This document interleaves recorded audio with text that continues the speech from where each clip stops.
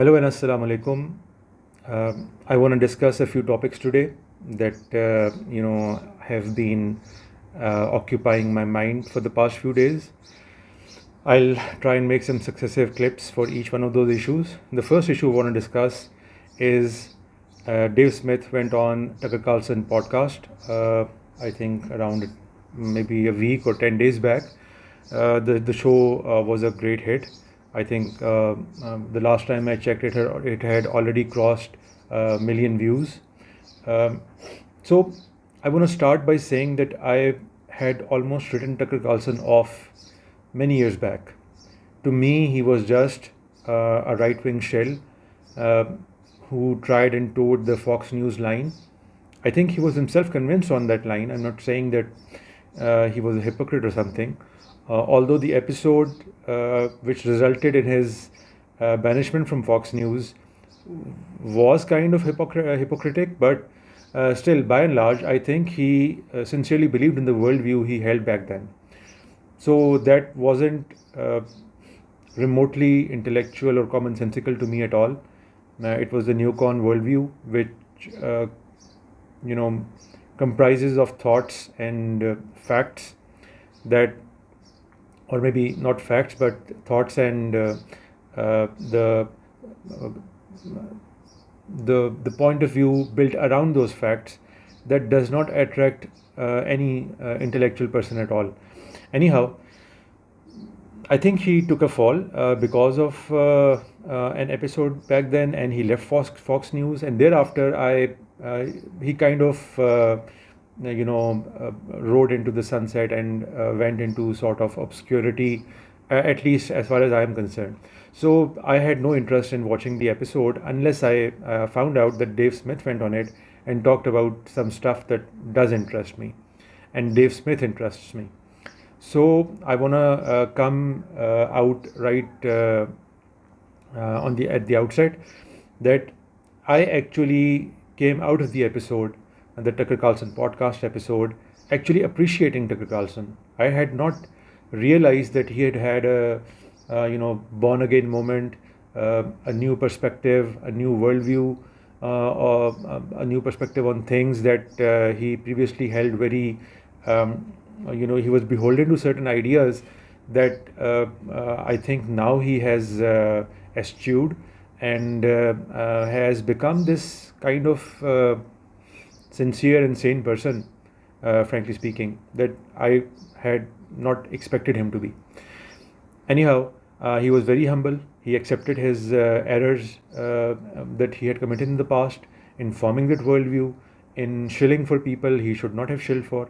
And I went back and then watched some other episodes of his after he started this podcast, and I came out with the view that okay, he's once again a person who needs a second guess, a second view, uh, you know, second chance. So anyhow, the podcast was focused on Dave Smith's appearance on on Joe Rogan debating with Douglas Murray. I mean, that's an episode of Joe Rogan that fails to die out. I had previously discussed that topic in another language, in another podcast of mine, on another channel of mine. But I think for the even the English speaking audience, because I am from South Asia, from Pakistan, and we here in this part of the country, in this part of the world, also, connect with all the issues that the West connect with. Although our connection is a bit different from them, uh, they are the dominant force right now, and we are at the receiving end. So there might be some things that are legitimately different in the worldview that they hold and we hold. So anyhow, I don't clearly remember what all topics Dave Smith discussed over there, but I just have the chapter titles of that podcast in front of me. I watched it a week back or so, so I don't remember everything that went on in there. But I want to discuss some things that from memory that will come to my mind when I get to them. But I have the chapter titles in front of me, so let's get into it. So there was this talk about how big that episode of Joe Rogan had become, in which Dave Smith once again explained uh, how puerile and unexpected it was for him to face Douglas Murray in a bout in which Douglas Murray wasn't willing to fight even. I mean, we all know by now that how Douglas Murray decided to go on an attack on the Joe Rogan himself, and then Dave Smith also, and certain other figures that he wanted to name drop in there, like Daryl Cooper, and we'll discuss them in a bit. But anyhow, Dave Smith reminded the people how it wasn't a debate to begin with. I mean, the person came, he just wanted to sound all highfalutin and riding a high horse and talking down to people and talking about expertism, credentialism, and all the things that these very people, Douglas Murray and his ilk, have been previously decrying against. They have been decrying the hold of the legacy media by these so-called governmental experts that do not give any space for alternative opinions, the opinions that seem to resonate with the masses and often turn out to be true as a matter of historical facts. COVID being one big example to them also. But the moment anybody goes against Israel or Winston Churchill, I often talk to my friends that the West has taken great leaps in the freedom of speech of masses, making it, enshrining it as an article of the Constitution in various countries. But still, there are two blasphemies that are still applicable in those environments as well. One is if you go against Israel and side with Palestine in any episode of that conflict. And the second is if you go against Winston Churchill. These people will just break every principle they hold dear, and they have been proclaiming those principles in the past. And many people shared memes of Douglas Murray completely destroying himself in a previous and new clips. You can find those clips on social media. Anyhow, so that episode was kind of a watershed moment, I think, in our cultural existence, because now we have two camps. Previously, there used to be the legacy and mainstream media, as opposed to social and these podcasters and these social media influencers and streamers, and it was a David versus Goliath sort of a thing. But now these podcasters have also become almost comparable with the legacy media in terms of their popularity, their reach, their acceptance.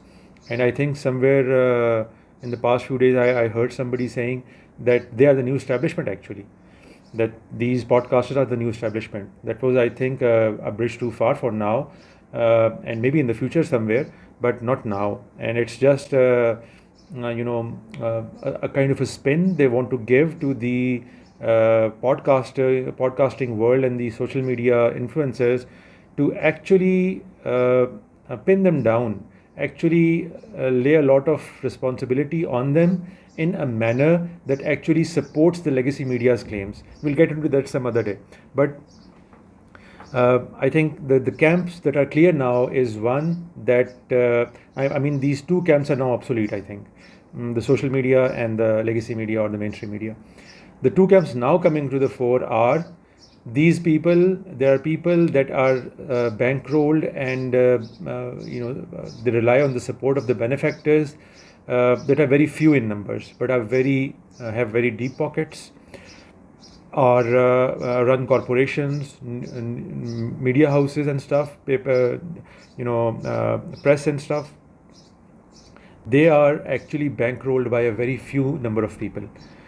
Whereas there are these other people, I call them crowd experts, or you can call them whatever you feel like, but they are actually bankrolled and supported by the masses. So this is a new divide, and Douglas Murray came out clearly on the side of the first ones, that okay, I'm going to pitch a story and a claim that will resonate with these few people, and Dave Smith and Joe Rogans and Theo Vaughns and other influencers like Kyle Kulinski's and the Breaking Points and the Drop Site Sam Cedar, etc. These are the people that are being bankrolled and supported by the masses. So therefore, I think this is the new divide. It became clear as a result of that program. Anyhow, the other, I think there was a comment somewhere in there. There's a chapter heading also that the moment Douglas Murray destroyed his career. This was a claim that was propounded by uh, Tucker Carlson, not Dave Smith. I think Dave Smith went in another direction. He had a nuanced approach to it, and I think he rightly pointed out that Douglas Murray probably doesn't destroy his career. I think he destroyed his reputation. And that is what I agree with. I think we were not his audience. We were not Douglas Murray's audience. Dave Smith's audience wasn't Douglas Murray's audience. In fact, Joe Rogan's audience wasn't Douglas Murray's audience. He was playing to the alley. He was playing to a certain kind of audience which he knows will stand by Israel, will defend the indefensible no matter what.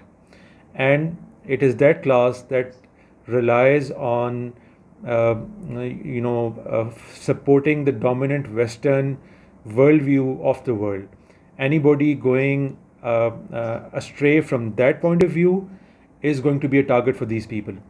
So I think Douglas Murray was virtue signaling and dog whistling to that particular audience, and I think he succeeded in that, because thereafter there has been a whole watershed moment in the media also. There have been articles, there have been podcasters. I think Bill Maher called Douglas Murray to support him, Sam Harris called him to support him, and other such people. So these new groups are also becoming clear. Similarly, Breaking Points and other podcasters like Tucker Carlson, the biggest one there yet, they call Dave Smith on to explain his point of view. So I think we are going to get into more deeper end of these things in the coming weeks and months, and let's see where this all ends up. But right now, it seems that the trajectory on which Dave Smith is on is very different from the trajectory that these Douglas Murrays and Ben Shapiro's and Konstantin Kissins are on. And I think this tribal distinction is going to become clearer and clearer in the coming days and weeks. So I agree with Dave Smith's assertion that no, Douglas Murray hasn't destroyed his career. He will continue flourishing. It's just that I think he has destroyed his credibility and reputation with the masses. That I agree with. Then Sam Harris, he talked about Sam Harris attacking him. Yeah, I'm kind of a Sam Harris fan. I mean, I despise some of his opinions. I agree with most of his opinions. I actually appreciate him being the saner voice during the COVID era, and thereafter during the Trump madness that went on in the previous term as well and now as well. So I think he's the saner one there in the IDW, in the intellectual dark web, although he himself does not agree with this distinction, with this categorization of his. And I think he stands apart from them somehow, in some aspect at least. So I was appreciative of him, but the way he has been discussing Dave Smith, and I think his probably bone to pick with him is the Israel-Palestine conflict. But I would love for Sam Harris to engage with Dave Smith's points, and that is what Dave Smith also decried in this podcast with Tucker Carlson.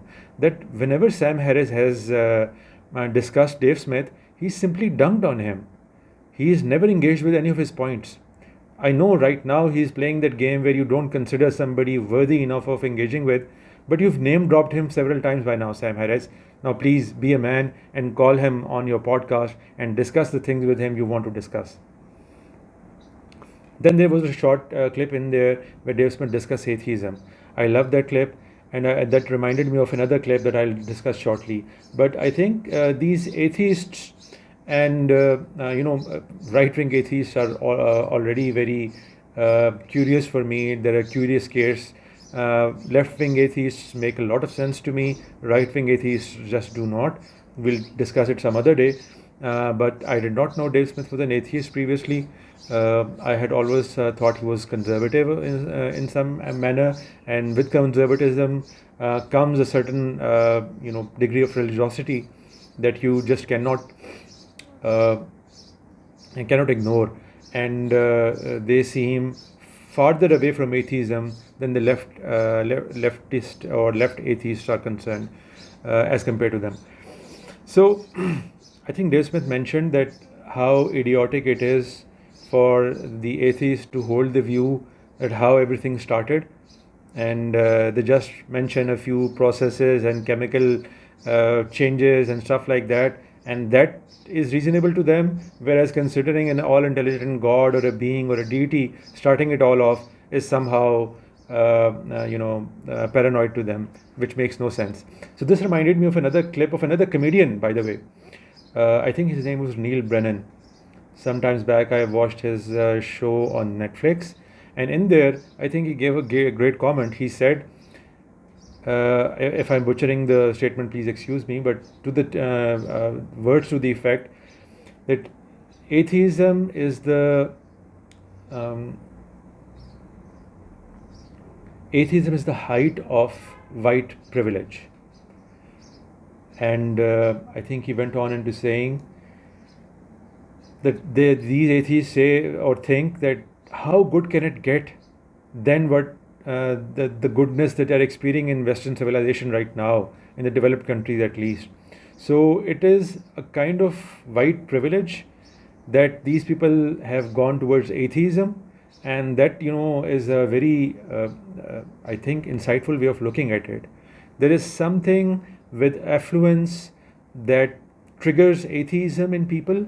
And I'm not talking about the affluence of billionaires and millionaires. I'm talking about the affluence of a society in which everything seems to be taken care of by and large, or you belong to a certain section of the society. And maybe I think the inverse is correct. There are very few sections of those societies that are really poor or face challenges that the other underdeveloped world faces on a regular basis. So these people, I think, belong to those categories that are not adjacent to or a threat of any kind of destituteness that the others face. They have a certain degree of affluence embedded in the society, which has brought them to atheism. So that was a great, I think, thing to say by Dave Smith as well. Then I think he talked a bit about Ben Shapiro and his support for Israel in this whole debacle that is going on right now after October 7, 2023. And, Ben Shapiro is an Orthodox Jew. What else could you expect from him? You can't expect objectivity from him on this issue, at least. That's my view. That has been my view since ever I have been watching Ben Shapiro. He has a worldview that favors Israel no matter what. There is no atrocity. There is no violation of human rights, decorums, the world opinion, anything. The whole world can literally be standing on one side and Israel on the other side, and Ben Shapiro will side with Israel. And somehow I don't blame him for it. He's an Orthodox Jew. So his worldview is inevitably linked to his identity, to his religion, and to his persona that is built by these different factors. Okay, then there was something about, I think, Matt Walsh. Yeah, I'm still a fan of Matt Walsh. There is certain kind of sensibility that comes from the right that keeps the left on track, because while I value left more over the right as far as liberal practices are concerned, and I think they are the people that have actually brought glory to Western civilization, but they often go too much in the love of the other, and they commit certain kind of insane insane stuff, insane worldviews, insane thoughts that they think will resonate or are the right thing to do. The whole gender dysphoria thing, and other such issues that relate to functioning societies, they often go astray on those. So I think the right is needed to keep them on track, and I think Matt Walsh is one such voice that keeps such people on track. yeah, I don't agree with every statement of any person in the world, Matt Walsh included. But for now, I don't find anything particularly disturbing or worthy of challenge as far as Matt Walsh is concerned. So I'll give him a pass for today. And then there is Dave Smith's whole mantra about how the West has been participating in these frivolous wars in the Middle East. I think that's a great worldview, and that is something I think Douglas Murray also, uh, he also was staunchly against. He did not engage Douglas Murray much on that, except a few snide remarks here and there. But this is something I want to be able to listen more to, and in a debating environment, maybe by Douglas Murray, maybe by Ben Shapiro. And I think Dave Smith has many a times challenged Ben Shapiro on these things, but he fails to accept his challenge. Similarly, Sam Harris. I mean, Sam Harris is not the kind of person I expect that he would debate someone as Dave Smith, but they could have a friendly discussion on stuff. They could have experts. Sam Harris could call another expert to challenge him if he does not think him worthy enough to call out Dave Smith's factual points. But I think Sam Harris has written books in the past that favor the Western approach towards the entire Middle Eastern problem. I read End of Faith quite a while back, and as far as I can remember, he was very much in favor of America's roles that America was about to embark on. I mean, I think that book was preceded the many of the Middle Eastern wars that we are familiar with in the past 2 decades or so. But still, I think Sam Harris also holds certain expertise in this area, so he could directly challenge Dave Smith. That would be a discussion I would love to have, love to listen to. And then there was a whole story of Dave's spiritual awakening, the birth of his child, and how he that forced him to move toward move away from atheism. And I think many such real life instances slap people out of their inebriation when they hold such views as atheism, or especially new atheism and stuff like that. I think Dave Smith gave, from the example that Dave Smith gave of his conversion, that view of mine has only strengthened. And I think the statement that there are no atheists in foxholes also talks about the same kind of feelings that I'm trying to convey, that realism in this life, real experiences in this life actually preclude the possibility of any sane mind from moving towards atheism, agnosticism even. I mean, you have to have a view about God, about an all-powerful deity. And I think Dave Smith also Dave Smith also mentioned this conversion of his, this incident that forced him to, it was the sort of a straw that broke the camel's back. It's not the end all and be all of it. He was having these experiences for many years, and but this was something. The birth of his child was something that actually broke the camel's back, and he decided that okay, he's no longer going to identify as an atheist. So it was all in all a very good program that Tucker Carlson held. I found great respect for Tucker Carlson even because he engaged with this topic in the manner in which he engaged, and I hope to see Tucker Carlson travel further in this direction.